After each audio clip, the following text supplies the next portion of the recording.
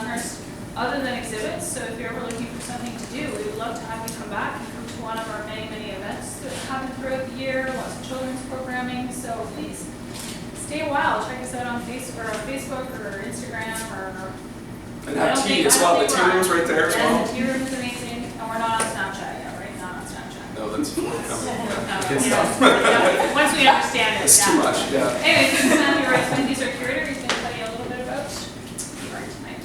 So good evening. Thank you for coming. We're obviously delighted to have Tracy in attendance. This is our third exhibition of the year to the end. And Tracy is now based in Port Dover, Ontario.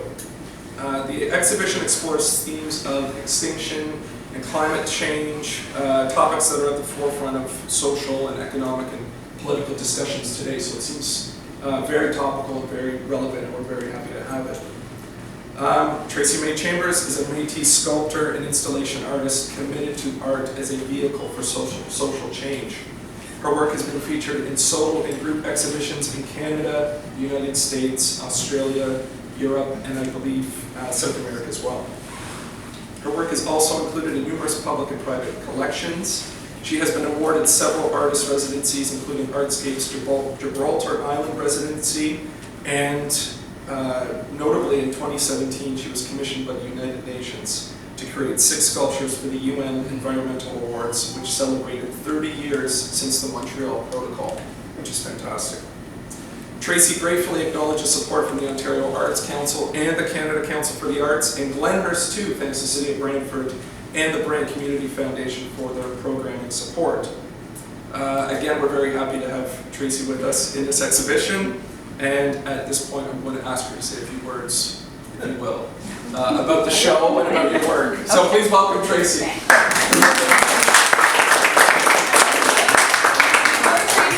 I just want to say, Tracy has been with Glenhurst for how many years have we worked with you?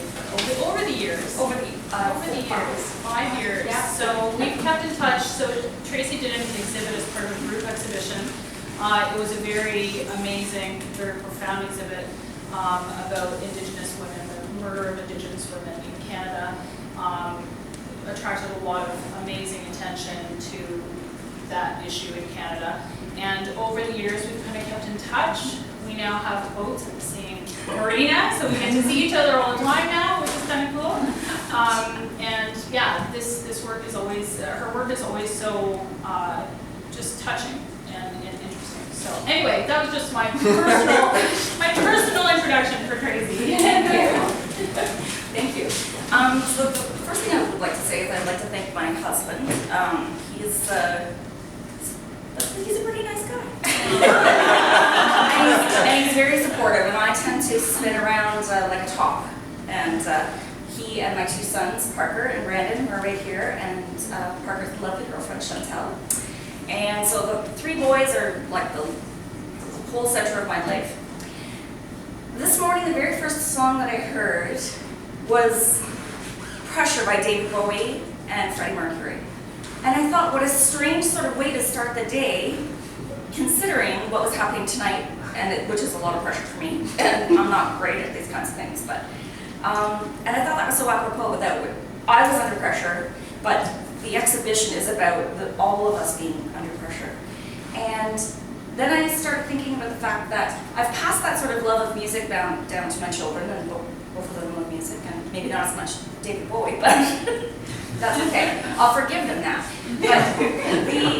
But what I thought is that this exhibition actually connects more to them than it does to me, because it's not going to affect me nearly as much as it's going to affect their children and their children's children.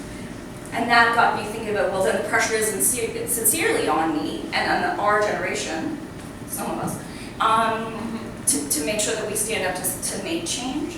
So although there's a lot of conspiracy theories saying that this is not a fact, this is not a hoax, this is science, and let's believe science and understand what science is. That's what this exhibition is about, is what the possible outcome could be. I actually wanted to call this, what did I want to call this? In the end. Yeah, this is the end. That's what I wanted to call it. This is the end. And all I could think about was The Doors, right? Jim Morrison. I'm sorry, everything goes back to music for me. I'm sorry, I know.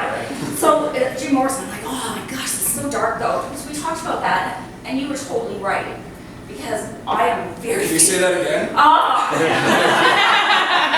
Are you there all the time? Is that the first time you've ever heard? It's your only chance, buddy. Poor Mark hasn't heard in years.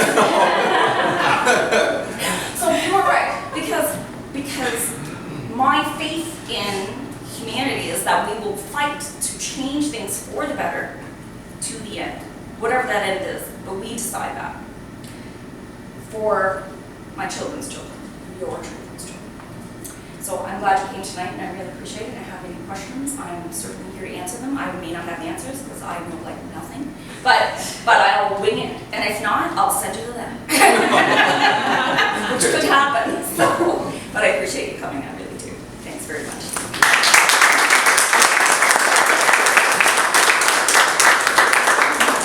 So that's all. Please enjoy food, drinks, and all questions to Tracy. And I think you get the right and everything.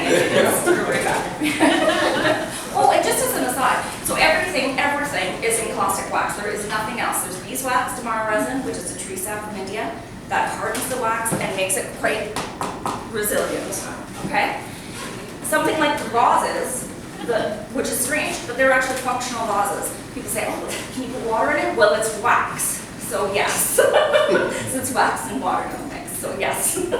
So, which is I think sort of innovative when we're using a natural product to make something, to put a natural thing in, which is the water and flowers. So, odd. And how do you get, like, Yeah. they look like beads, like are they, I have a lot of time on my hands, so. oh, they're part of the same?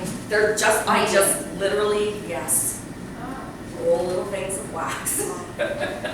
In the summertime, it's wonderful because it's so hot. I just leave things of wax in all over wherever we live. And yeah, and then when it's warm, I can actually take pieces off and stuff, and I don't have to use a heat gun or my blowtorch or anything like that. So a lot of it's hand forming. So. And the colors? I use natural pigments while the wax is melted. Then I let that cool, and then I sculpt with it. So I'm still sculpting with it when it's still about 100 degrees, so it's still quite hot. So lots of little burns, so baker's hands, right? So yeah, yeah. And then the beehive in the other room is masking tape, which I would put into those little rolls on our way to see my mother-in-law.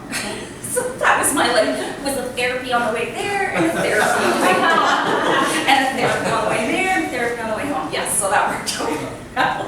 So yeah. Word mother-in-law? Pardon me? Is the key word there mother-in-law? It was. She's lovely, and I love her, but it stresses me out a little bit. So yes, so that's what I did. So a lot of those were created in my vehicle or while Mark drove. Yeah. Any other questions? It looks complicated. Like, Good. how did you I'm not, so it's good that the work does. How did you learn it? Like, how did you learn this or I didn't all the learn- structures? I spilled about a liter of wax on the floor of my studio, had a temper tantrum, went in the house, it was wintertime, came back out, it was frozen, and that was the end of that. So that was about 2 years ago, and that was it. So no, there isn't really that I know of anyone else who makes physical sculptures with wax to this degree. So I didn't learn it from anyone, I just, I stumbled upon it in a clumsy way, so, yeah. It's not a very romantic story. Oh, it's amazing. No, thank you.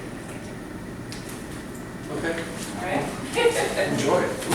Thank you. Oh, and there is an installation upstairs as well.